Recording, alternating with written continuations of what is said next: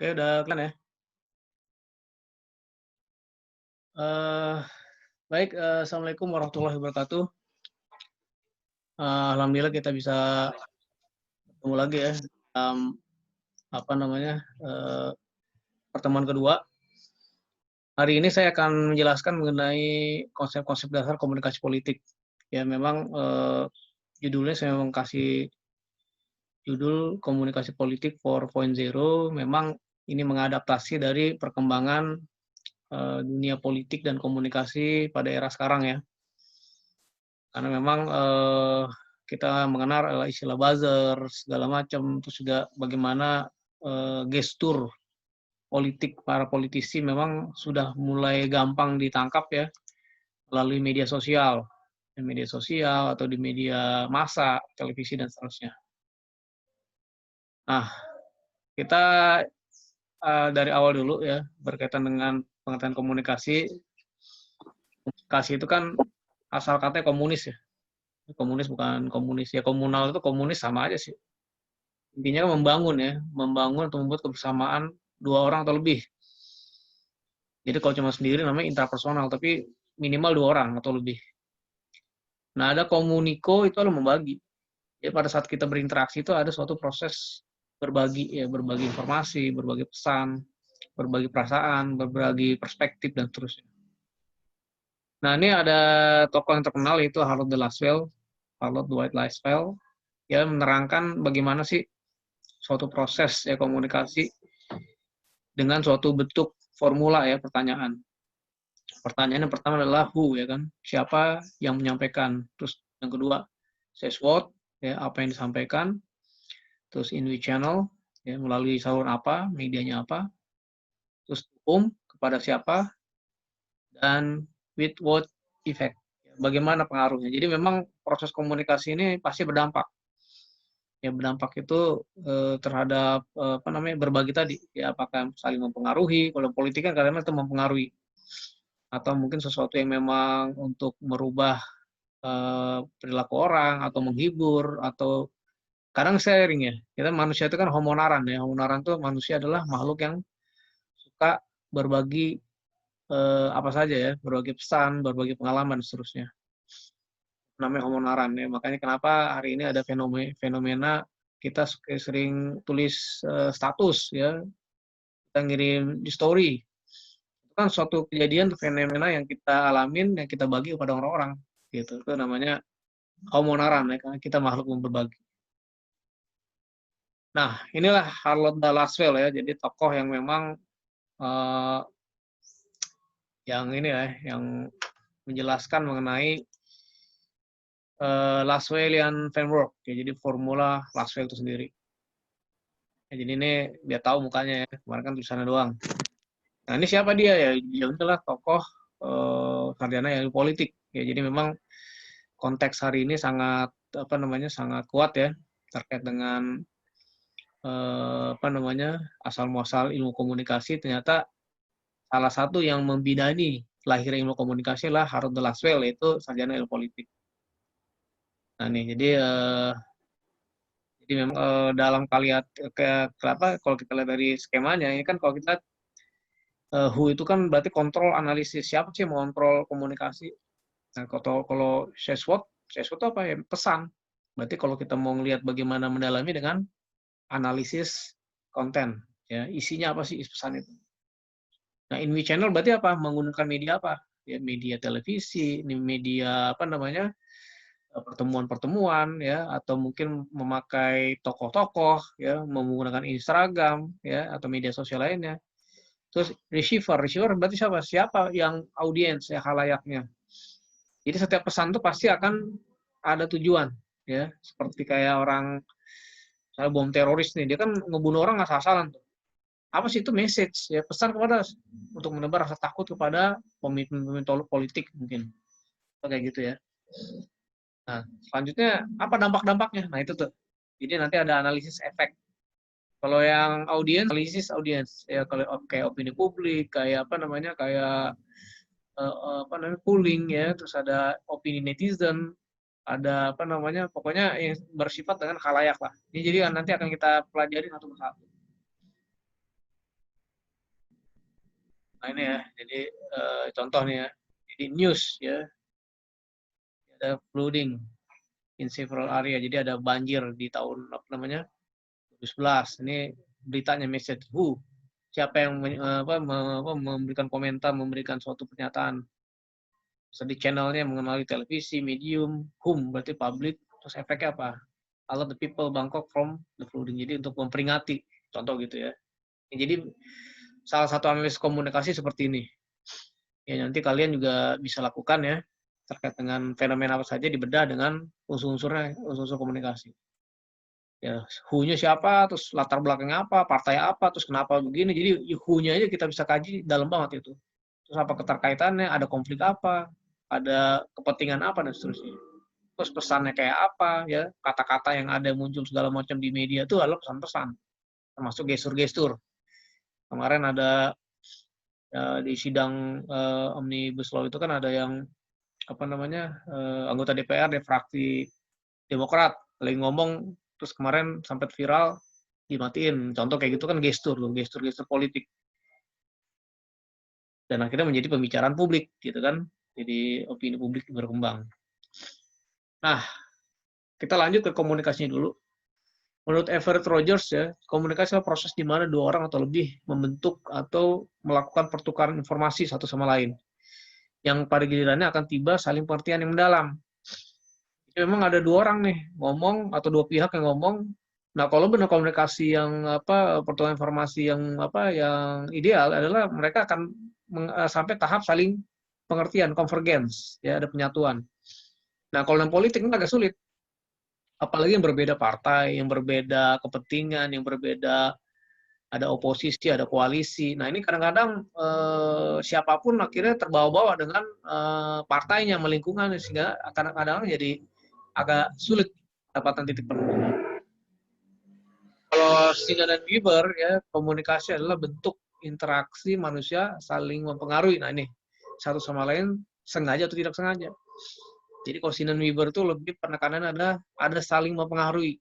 Nah, kalau dalam politik jelas banget. Ya mempengaruhi dalam kampanye, mempengaruhi konstituen. Kalau dalam rapat-rapat juga bagaimana mempengaruhi peserta rapat ya, anggota parlemen dan seterusnya untuk misalnya voting ya, atau meyakinkan ada agitasi, provokasi ya kalau misalnya khalayak dan seterusnya. Jadi memang termasuk buat kayak demonstrasi juga salah satu untuk mempengaruhi agar ada respon dari pemerintah terhadap sesuatu yang ambigu misalnya. Kayak kemarin Omnibus Law itu kan ada banyak kontroversi lah. Ya akhirnya ada reaksi. Nah, siapa komunikan dan komunikator? Inilah yang jadi perdebatan kan sampai ada tuduhan siapa ada dalangnya. Nah, itu dalang itu komunikator siapa? Nah, ini kan bisa ditelusuri nanti dari hal-hal yang sifatnya teoritis dan etika ya.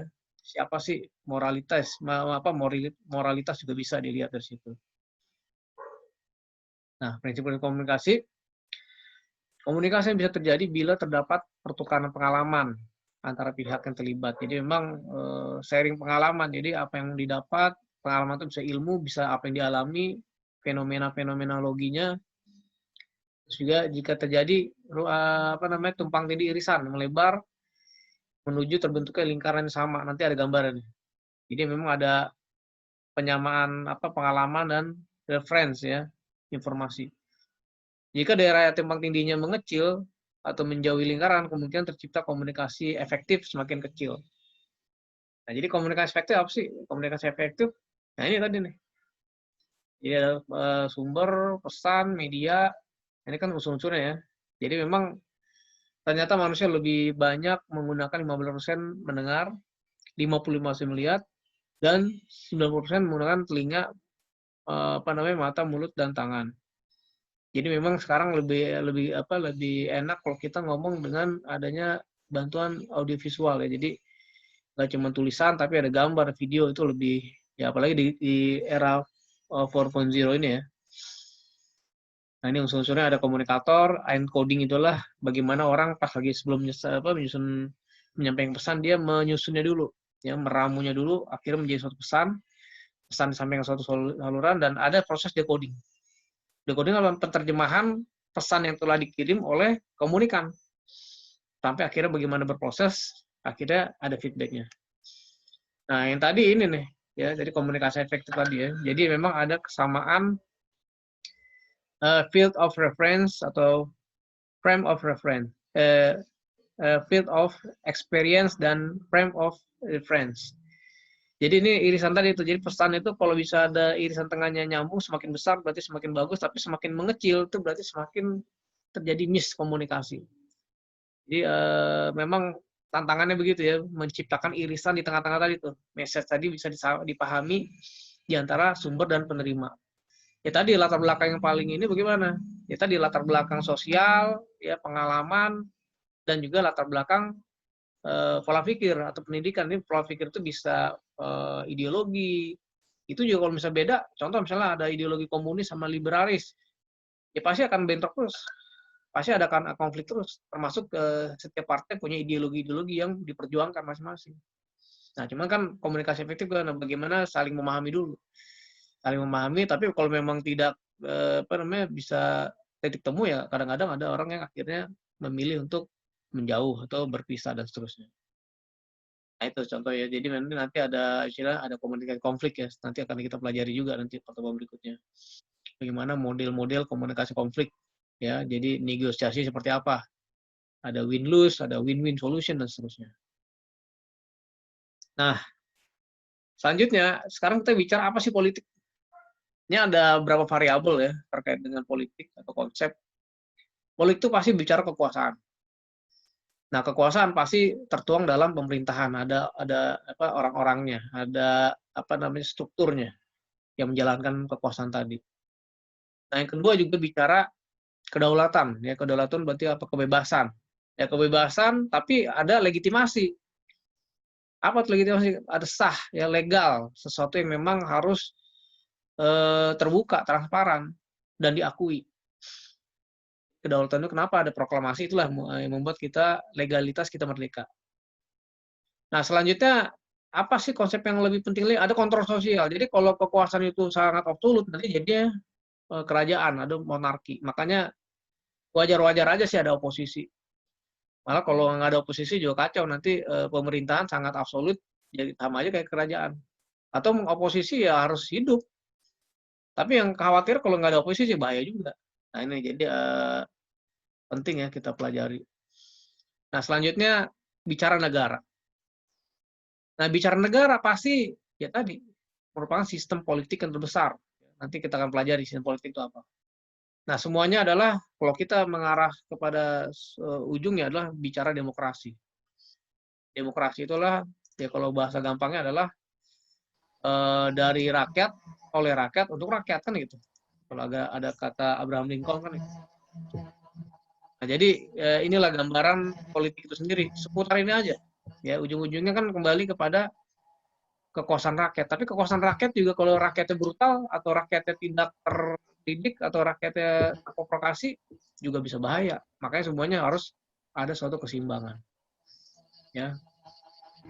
Jadi semuanya berini ya. Tolong di-unmute dulu ya semuanya. Nah, ini gambaran ya. Jadi ini gambaran besarnya politik itu pasti dalam menuju kekuasaan itu pasti rentan dengan suatu yang namanya konflik. Kekuasaan bisa dibaca sendiri nanti politik tuh kalau dalam kajian Laswell itu siapa melakukan apa, kapan dan bagaimana, ya. Nah kaitannya apa sih ini terkait dengan suatu kepentingan, ya kepentingan maksudnya keperluan, kebutuhan, hasrat, ya ada kepentingan yang diperjuangkan, ya. Ini ada yang,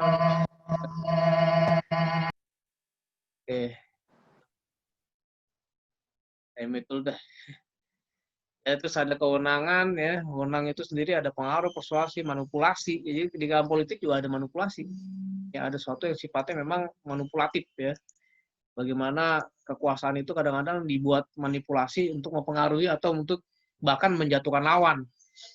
Ya kita sudah berkali-kali lihat dalam sejarah ya bagaimana politik itu ada darah-darahnya ya, berdarah-darah ya kayak perbuatan kekuasaan, kudeta, ya terorisme ya dan seterusnya.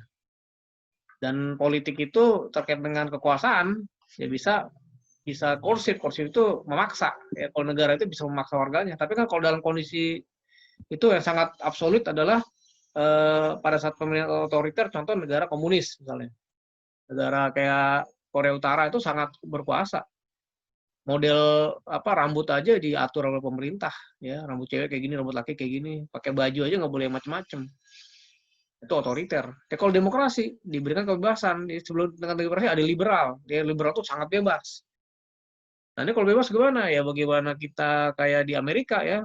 Jadi swasta itu juga bisa berperan. Jadi pemerintah nggak begitu ikut campur tangan lah, tapi diberikan kebebasan. Nah cuman jeleknya gitu, kebebasan ini berkaitan juga dengan bebas sebebas-bebasnya, morality, ya apa namanya perilaku seks bebas itu juga ternyata akhirnya berdampak pada sistem sosialnya. Ya, oke selanjutnya ini apa sistem politik ya. Jadi semuanya kalau bicara sistem pasti ada input, proses, output. Dampaknya seperti apa? Nah, input itu berarti apa? Input dalam proses politik itu ada tuntutan ya, tuntutan itu dari rakyat, ada dukungan. Dan kan biasanya dari partai-partai koalisi ya yang membuat sistem itu berjalan. Tapi ada tuntutan juga. Ada support sama demand ya, permintaan. Itu dikonversi menjadi artikulasi kepentingan, ya, agregasi kepentingan, terus komunikasi politik, diadaptasi dalam suatu sistem politik, ada pengawasan yang dilakukan nanti, terus ada dikonversi menjadi suatu outputnya adalah keputusan tindakan, kayak kebijakan, kayak undang-undang di sini. Nah, terus akhirnya apa namanya? Kita lihat bagaimana pemeliharaan ya, kemampuan regulatif ya, bagaimana hukum itu benar-benar menjaga, ekstraktif ya, bagaimana bisa apa namanya melihat intisarinya, terus disebutnya bisa terbagi, simbolik ya, bisa terwakili dalam suatu pesan-pesan yang dipahami oleh khalayak dan responsif. Jadi dapat apa namanya respon ya dari khalayak, ya, terutama kalau memang kebijakannya bagus, pasti responnya bagus. Kalau kebijakannya kurang bagus, responnya pasti akan negatif. Nah, ini sebenarnya intinya apa? Ya kembali kepada bagaimana kita menciptakan komunikasi yang efektif. Ya komunikasi yang baik ya untuk dalam berpolitik. Nah, selanjutnya ini sama ya. Jadi ini intinya sama aja, sistem-sistem ekologi, biologi, psikologi, ekonomi itu mempengaruhi ya bagaimana komunikasi apa sistem politik kita juga sama ya dipengaruhi ada tuntutan input dukungan dan akhirnya sama ya kepentingan politik ekonomi itu akhirnya bersatu padu dalam menciptakan lingkungan politik sendiri. Jadi mereka nanti kalau nanti ada pembahasan berikutnya ada apa sih kaitannya pengusaha sama politikus ya kadang-kadang mereka bermain mata untuk kepentingan tadi intinya lagi untuk kepentingan yang tadi yang kita bahas awal. Nah, jadi intinya apa konsep dasar komunikasi politik adalah pertama pasti ngomongin negara, yang kedua ngomongin kekuasaan, yang ketiga adalah pengambilan keputusan, terus yang keempat adalah kebijakan, ya kebijakan policy atau ya kayak undang-undang itulah kayak kemarin ya RUU Omnibus Law ya cipta kerja tadi dan lain-lain ya dan distribusi kekuasaan. Ya distribusi kekuasaan itu penting ya karena biar tidak ada suatu komponen kekuasaan yang sangat absolut ya antara presiden, parlemen dan hukum ya, Mahkamah Agung, Mahkamah Konstitusi, pengadilan seterusnya. Dan itu ada perangkat-perangkatnya, ada perangkat polisi, ada perangkat yang sifatnya untuk mengkawal ya, menjaga kedaulatan negara itu sendiri. Nah, ini adalah statement ya bagaimana komunikasi dan politik bersatu ya. Yang pertama dari Lucian WP. Tanpa suatu jaringan atau komunikasi yang mampu memperbesar, ya, enlarging dan magnifying. Jadi apa namanya? Dan melipat gandakan ucapan-ucapan dan pilihan-pilihan individual, maka di situ tidak akan ada suatu politik yang dapat merentangkan suatu bangsa. Jadi memang politik ini melekat ya dengan penyebarannya apa namanya distribusi pesannya, terus distribusi keyakinannya terkait dengan jejaring atau komunikasi. Jadi makanya kenapa itu penting dan kenapa pula ya sarjana politik pun akhirnya sampai melahirkan ilmu komunikasi. Nah, ini salah satu juga Ishak Galnur, ini orang Israel. Tanpa komunikasi tidak akan ada usaha bersama dan dengan demikian tidak ada politik. Jadi kalau kita nggak ada usaha bersama, ini nggak ada politik, ya udah hidup aja sendiri. Ya kan karena ada hidup bersama tadi. Ya coba sekarang kita bayangkan ya, waktu kita hidup secara manusia tuh ya manusia nggak bisa sendiri. Semut aja dia harus berkomunitas. Kalau sendiri bisa stres, dia bisa mati deh.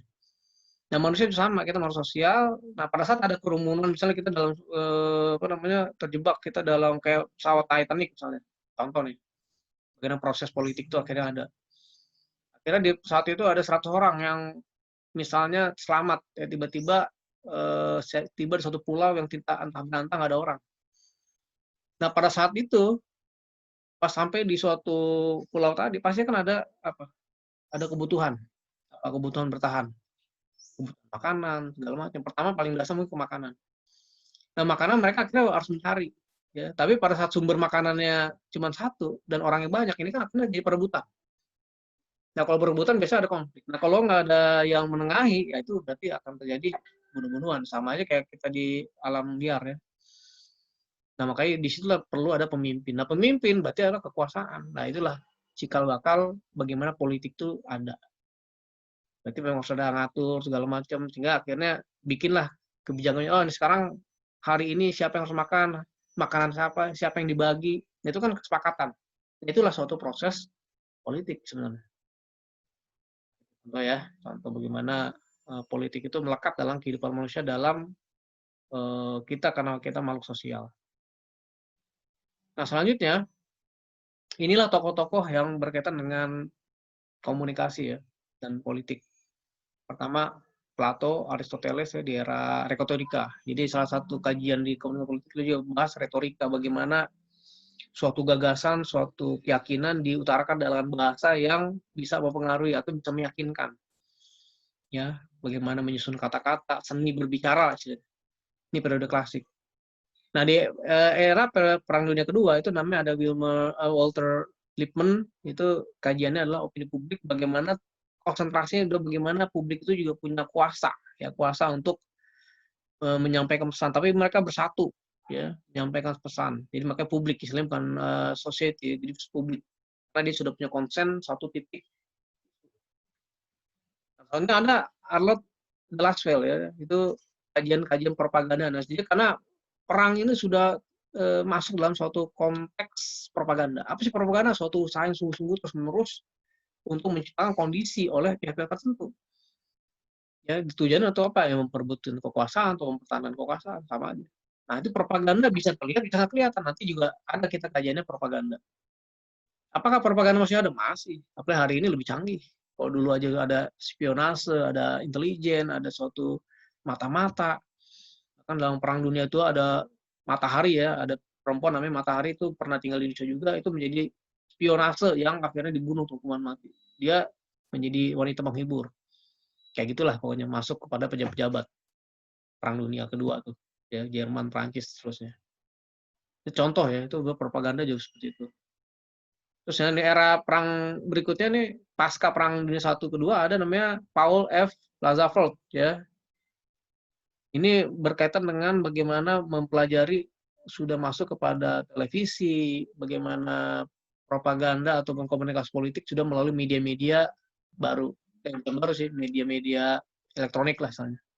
Mulai dari koran, ya kan, televisi. Waktu itu kajiannya televisi sih, bagaimana televisi itu mempengaruhi gak pada konstituen ya, pemilih-pemilih pada pemilu di Amerika. Nah, ini salah satu orang ya, ini di saat ini banyak banget sih, cuman ini adalah satu ekstrak ya dari tokoh-tokoh yang berpengaruh terhadap kajian komunikasi politik. Nah, ini contoh buku-buku karya De Laswell ya. Harold De Laswell, contoh ada analisis politik behavior, ya. Jadi emang dia politik banget sih. Ada politik itu bukunya Who Gets What, When and How, ini paling terkenal ya. Ada Power and Society, ya ada Psikopatologi and Politik. Jadi ada kaitannya psikopat sama politik. Kenapa bisa begitu? Karena memang ya lihat aja kita bagaimana pemimpin politik bisa memerintah sesuatu kayak Perang Dunia Kedua ya. Bom atom, ya Amerika ngebom Jepang. Termasuk Jepang juga pernah ngebom Amerika ya, Pearl Harbor ya. Itu juga sama sih, sama-sama psikopat. Ya pada saat dia memerintahkan untuk bom, itu kan ratusan ribu. Apakah pemimpin politik punya empati terhadap anak-anak yang lagi main kelereng segala macam itu kena bom hangus? Nah itu tuh psikopat.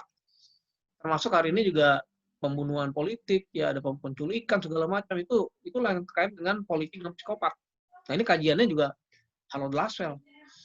Ya, terus juga ada politik, personality, society, social science in 20th century. Dia sudah masuk kepada kajian di abad 21 mengenai politik, personality, pribadi, kepribadian politik dan sosial ya. Begitu pula ada power personality. Nah, ini ada buku yang bagus nih yang paling gede, propaganda. Teknik in the World War. Ya, jadi ini buku yang begitu fenomenal ya terkait dengan akhirnya menciptakan layar komunikasi. Dan satu buku ya, The Signature of Power. Ini kajian yang sudah mendekati komunikasi karena di situ buildings, communication and policy. Nah ini nih buku yang terakhir ini yang sudah mendekatkan Harold Laswell dengan kajian ilmu komunikasi. Karena sudah menyebut ilmu komunikasi di situ. Nah ini jadi ini satu karya-karyanya bukunya kalau kamu bisa dapat bagus ini. Di internet kalau masih ada. Ya. Nah, ini akhirnya Harold Laswell meninggal. Dia juga dikatakan sebagai top US political scientist. Jadi memang beliau ada sarjana politik murni. Tapi ya tadi, ya ini kondisi politik yang mengingatkan kembali bahwa ternyata sarjana ilmu politik lah yang melahirkan ilmu komunikasi. Nah, kita bedah unsur-unsur komunikasi politik dari 3 tokoh dulu lah. Karena ini yang sangat melekat ya. Pertama dari Aristoteles. Beliau mengatakan who says what, ya, who says what to whom. Berarti ada 3 unsur sini. Ada komunikator, says what-nya itu apa? Pesannya apa, sama kepada siapa. Jadi kalau Aristoteles simpel dia, cuman dari S message ya, SMR ya. Channelnya nggak dibahas ini. Jadi dia langsung pengirim pesan sama pada siapa. Nah kalau Laswell dia lebih lengkap ya. Who says what, in which channel, to whom, and with what effect. Nah itu lengkap. Jadi sender, ada message-nya, ada channelnya, kepada siapa, dan apa sih dampaknya. Nah itu tuh lebih lengkap. Nah di sebelum yang nomor 2 ini muncul, sebenarnya Laswell udah ngomongin masalah politik dengan unsur-unsur juga. Ya, who gets what, when, and how. Jadi siapa mendapatkan apa, kapan, dan bagaimana. Itulah politik. Dalam perspektif politik itu tuh. Jadi siapa tuh dari komunikatornya atau sendernya gets what, jadi ada sesuatu yang pengen diambil, diraih. Ya apakah diraih atau dipertahankan, itu kekuasaan tadi. Kapan tuh berarti ada waktu-waktunya. Ya kalau kita lihat ini memang ada periodenya, politik itu juga ada masa baktinya, ada masa pemilu, ada masa macam-macam. Jadi ada waktu-waktu memang ada peralihan kekuasaan, ada pengambil alih kekuasaan, ada merebut kekuasaan, macam-macam lah. Tergantung bagaimana motifnya lagi. Dan how, nah how itulah taktik-taktiknya. Kadang-kadang politik itu jadi karena politaktik, ya banyak taktik, strategi.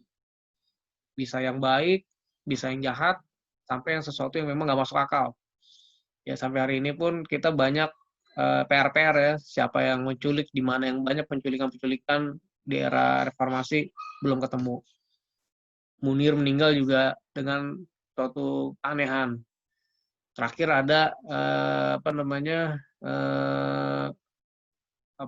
KPK ya, Novel Baswedan juga disemprot, disiram pakai air keras. Siapa ini belum? Sekalipun ada yang ketangkap polisi tuh, ya aneh juga sih. Saya sih mikir janggal sih. Pesan-pesan itu agak membingungkan gitu sebenarnya. Ya kayak Munir apa diracun oleh Polikarpus tuh apa namanya? Pilot. Apa kepentingannya coba? Apa emang dia ada konflik, ada perselingkuhan? Nah, nggak tahu kan. Nah, ini nih jadi fenomena ini nggak kebuka ya. Dan banyak lagi sebenarnya. Oke, selanjutnya eh kalau ngelopat. Nah, ini nih kalau kita bahas ini nanti di buku saya ada ya. Nanti nanti saya share ya nanti ini materinya. Nah, ini sebenarnya ini nih hubungannya ya. Jadi SWOT, hukum itu nih yang pertama tuh dari si ini ya. Ini dari Laswell dan Laswell juga ini politiknya nih. Jadi emang ada perkawinan antara tiga konsen ini akhirnya menjadilah komunis politik dan mereka dan ini semua masuk dalam political system. Ya, suatu power ya atau apa namanya? State ya, power. Ya, dan keluarnya juga kebijakan ya kan terus juga apa namanya? Koalisi dan seterusnya itu juga hubungan relasi-relasinya akan kelihatan dari dampak-dampak yang terjadi. Dan ini terus berputar menjadi suatu bentuk komunikasi. Nah, ini nih, jadi modelnya seperti ini ya. Jadi who gets what itu kan when and how politik nih. Nah, tapi kalau dia ke sini who gets what tapi dia masuk kepada power nah ini jadi model komunikasi politik. Jadi dia sebelum dia ngomong says what apa pesan tapi dia punya gets what. Gets what itu apa? Mendapatkan apa? Ya, power kekuasaan itu power itu tadi. Nah, sehingga power itu akan dibikin suatu artikulasi dengan pesan-pesan politik. Nah, pesan-pesan politik nanti akan menggunakan channel, ya medianya apa? Media massa, media organisasi, pertemuan-pertemuan, dan seterusnya, media sosial, dan seterusnya. Ya, sampai tuhum pada khalayak, pasti akan ada dampaknya. Nah, jadi tambahannya di sini nih, who gets what, ini ada ininya nih, ada intinya nih, apa sih? Nah, power tadi, kekuatan tadi, when, dan kapan. Nanti pasti ada waktu-waktunya. Makanya kadang kalau kita bicara when, kadang hari ini teman, kadang besok jadi lawan, kadang jadi teman lagi, dan seterusnya. Jadi ya dalam politik itu nggak bisa kita putuskan atau menjadikan sesuatu yang permanen siapa teman atau lawan yang abadi. Yang ada adalah get what ini nih kepentingan yang abadi nih. Apa yang abadi ini yang paling penting yang abadi. Ya, dan how ini yang paling jahat nih. Kadang-kadang how-nya ini kadang-kadang bisa dari yang baik ya dengan akhlakul karimah itu bagus banget kayak Rasulullah ya. Ya sampai untuk Mekah atau penakluk Mekah itu nggak pakai pertempuran darah sekalipun ada perang, tapi ujungnya pas lagi Mekah itu ditaklukkan oleh Nabi Muhammad itu tanpa pengorbanan darah. Dan itu kan sebenarnya taktik yang bagus ya. Ada yang jahat ya pakai bom dengan segala macam bunuh diri, ya, menyakiti, membinasakan itu juga jahat. Ya nanti juga itu kajian dengan etika politik, etika komunikasi politik akan kita kaji di ujung ya. Nah, terkait dengan komponen-komponen seperti ini. Ya, jadi komponen-komponennya sama aja dengan komunikasi politik. Nah, ini yang akan jadi PR nih. Kalian juga nanti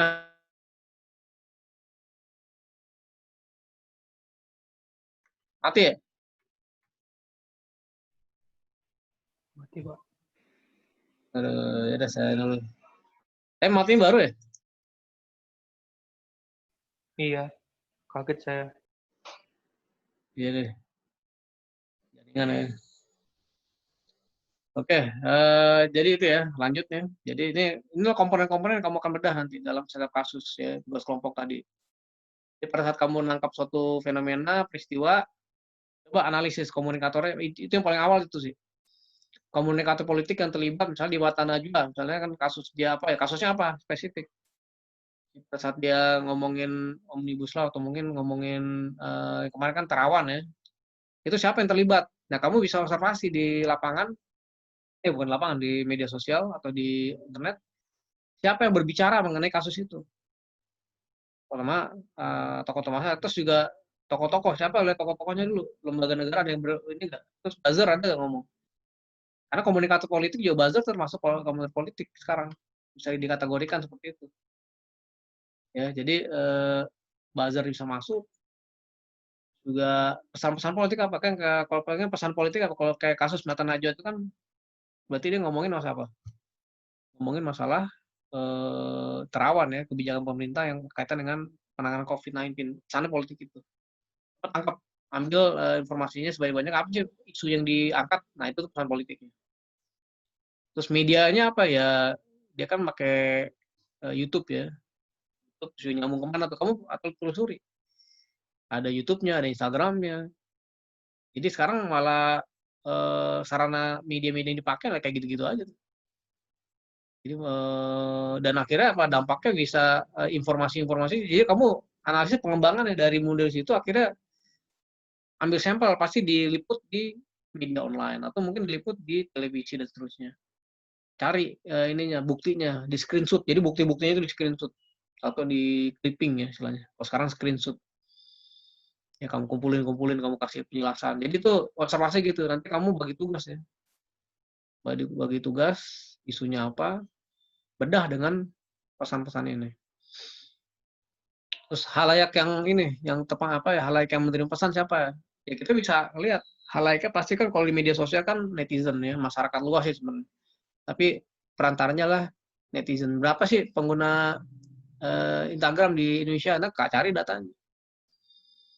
Ya terus ya kalau kita mau lihat bagaimana pengaruhnya, efeknya, dampak-dampak pada netizen atau mungkin ini lihat aja reaksi dari yang selalu akan ada dua, oposisi sama koalisi. Ya, yang oposisi berarti yang mendukung pemerintah. Bagaimana ngomongnya, buzzer-buzzer coba lihat dikutip.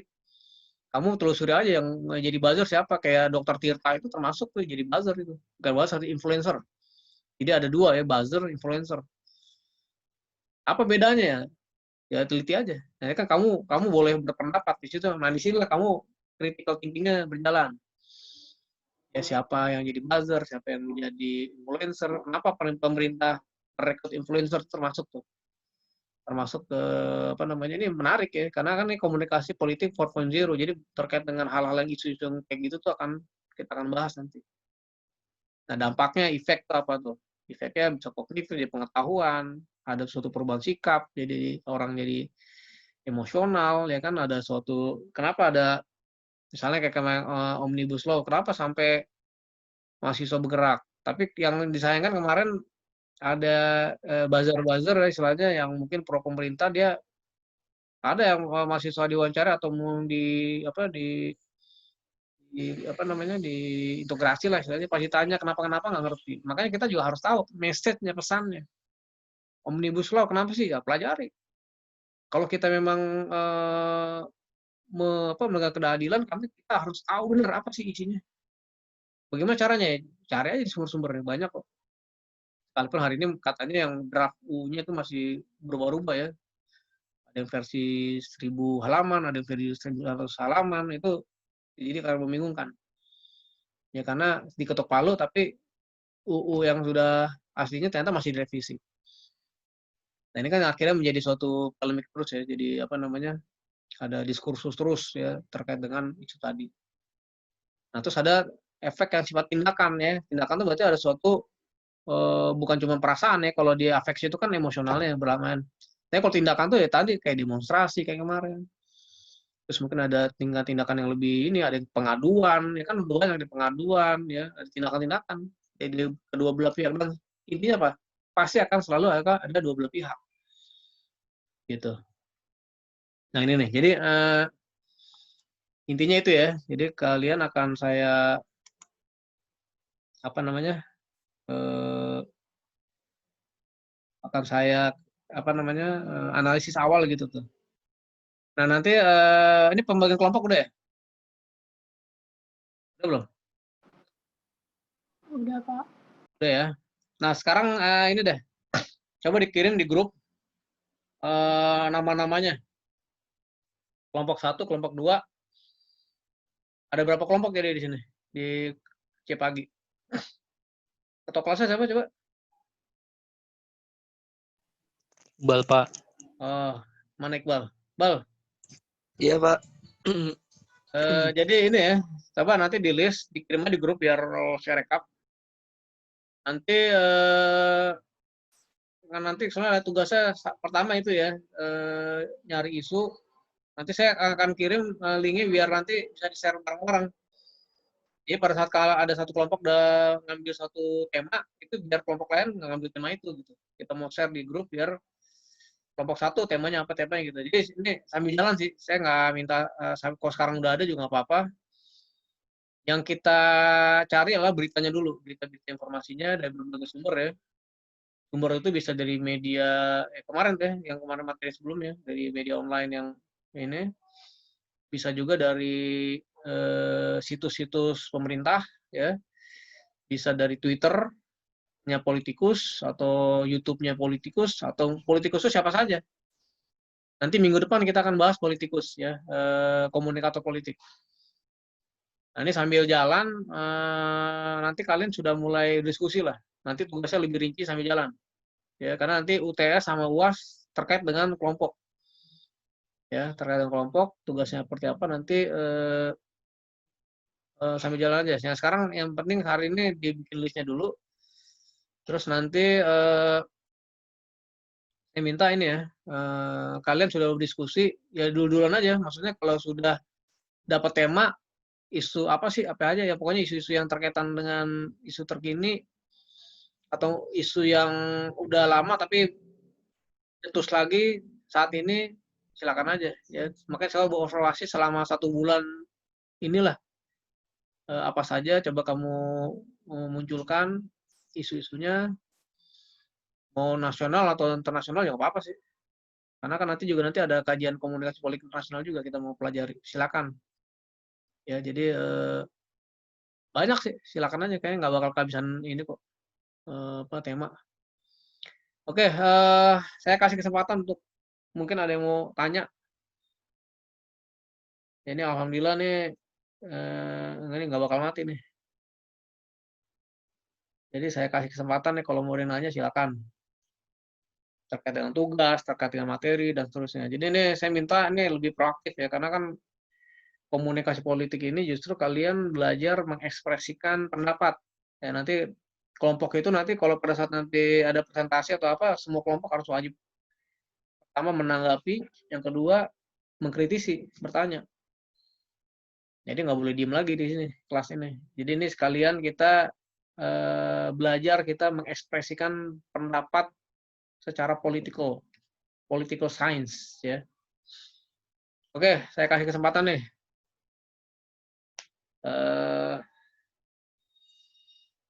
Ada yang mau nanya nggak?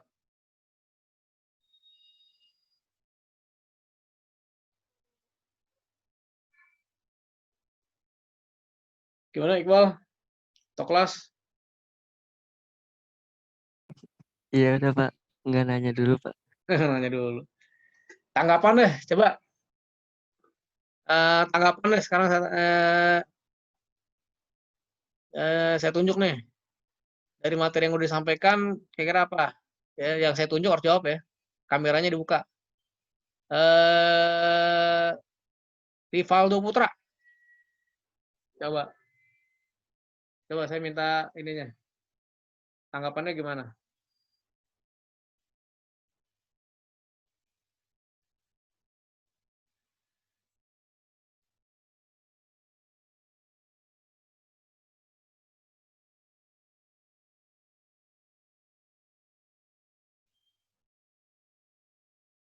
Rivaldo, lu tidur apa gimana? Halo, halo, halo, halo, halo. Ya, ya, gimana? Rivaldo? Oh, ada, Pak. Nge-lag, Pak. Like. Ayo, coba. Gimana? Materi yang disampaikan, saya juga perlu feedback nih. Jadi apa yang disampaikan, apa yang ditangkap? Materi komunikasi politiknya. Saya lebih fokus ke yang ini sih, Pak. Yang buzzer sama influencer itu. Iya.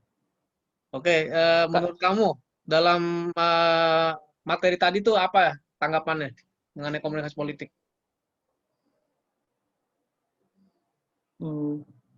Komunikasi politik, apa ya? Spontan aja. Kerasa paling dekat sih di kehidupan sehari-hari, Pak. Kayak yang paling sering kita lihat lah di sosial media kan. Kayak influencer, buzzer itu kan kayak di setiap isu pasti mereka ada gitu. Tapi saya mau nanya Pak, kenapa harus ada buzzer Pak? Apakah mereka nggak mampu lewat media dia sendiri gitu sampai harus nyewa buzzer atau gimana sih Pak? Atau emang udah ada emang buzzer ini emang udah ada loh di komunikasi politik gitu? Nah, itu salah satu pemikiran kritis ya. Kenapa buzzer dibutuhkan? Dan buzzer itu pasti dibiayai kan? Dibiayai ya. Jadi Apa? Oh dibiayai ya. ya ada yang biayai itu. Kalau sendiri ngapain deh? Kecuali kalau influencer ya. Kalau influencer karena dia sudah mempunyai follower yang banyak sehingga dia digunakan untuk alat-alat pemerintah misalnya untuk mempengaruhi. Nah, kemarin kan influencer ya contoh apa sih influencer orang yang punya akun Instagram dengan follower berjuta-juta. Itu kan contohnya influencer ya. Sehingga dia sekali dia ngirim dia bisa mengirim pesan banyak kepada orang-orang. Nah, kalau buzzer itu dilengkapi dengan teknologi, mungkin dengan ada jejaringnya, dengan segala macam, terus bagaimana pesan dibuat, membuat konten-konten. Nah, kenapa buzzer itu? Ya ini menarik sebenarnya. Ini salah satu kajian kalau memang kamu mau ambil, ya, diteliti. Nah, jadi kenapa buzzer? Ya tadi, kalau secara garis simpel lagi nih, berarti memang opini masyarakat di internet atau di dunia maya, di media sosial itu sudah sangat mempengaruhi kekuasaan. Ya beberapa kali trending topik ya, trending topik terus ada suatu viral berita itu sampai jadi perhatian juga dari pemerintah. Nah itu contohnya ya. Jadi memang nggak bisa dianggap sepele lagi, termasuk ternyata yang namanya apa namanya kajian politik itu sudah pernah ya buzzer ya atau bukan buzzer ya apa gerakan-gerakan di dunia politik media sosial termasuk Facebook ya itu pernah menjadi saluran untuk pergerakan apa namanya revolusi di Mesir ya tumbangnya kekuasaan Husni Mubarak itu ternyata gerakan-gerakan para aktivisnya melalui Facebook ternyata dia berkomunikasi karena kan susah bertemu ya, itu contohnya sehingga memang ini menjadi suatu perhatian bagi kekuasaan mana termasuk Donald Trump ya. Donald Trump itu dia menggunakan Twitter. Nah, memang akhirnya muara opini publik itu bisa masuk pada media sosial. Nah, itulah kenapa buzzer itu dipakai. Nah, nanti kamu bisa lihat itu contoh-contoh perang antara dua kubu, ya bahasa-bahasa seperti apa, isu-isu seperti apa, pesannya. Terus ada juga gesturnya, simbol-simbol yang dipakai. Itu boleh silakan kamu kaji seluas-luasnya. Nanti ini jadi tugas kalian tuh, tugas. Oke, ini udah banyak yang keluar ini. Oke, mungkin itu aja kali ya sementara. Terima kasih perhatiannya. Nah, Iqbal tolong dikoordinir nih setelah ini langsung ini ya. Langsung apa namanya? Di Kelompok. list nama kelompok ya. Udah dari minggu kemarin sih Pak. List Maksudnya kelompok. diulangi sekarang. Kalau udah ada tema, Iya Pak udah. maksud gini yang udah tulis namanya, kalau ada tema di sampingnya tuh tulis gitu. Misalnya tadi kan ada yang Iya, buzzer. Udah mulai, sekarang udah mulai. Jadi seterusnya jadi nggak ada yang ngambil tema yang sama gitu. Oh iya Pak, baik Pak. Oke ya. Oke gitu dulu sementara. Ada pertanyaan lagi? Saya rasa cukup dulu ya. Dan mudah-mudahan ini bisa bermanfaat. Dan nanti kita ketemu di minggu depan kita bahas kaitan dengan komunikator politik. Baik, terima kasih atas perhatiannya. Assalamualaikum warahmatullahi wabarakatuh.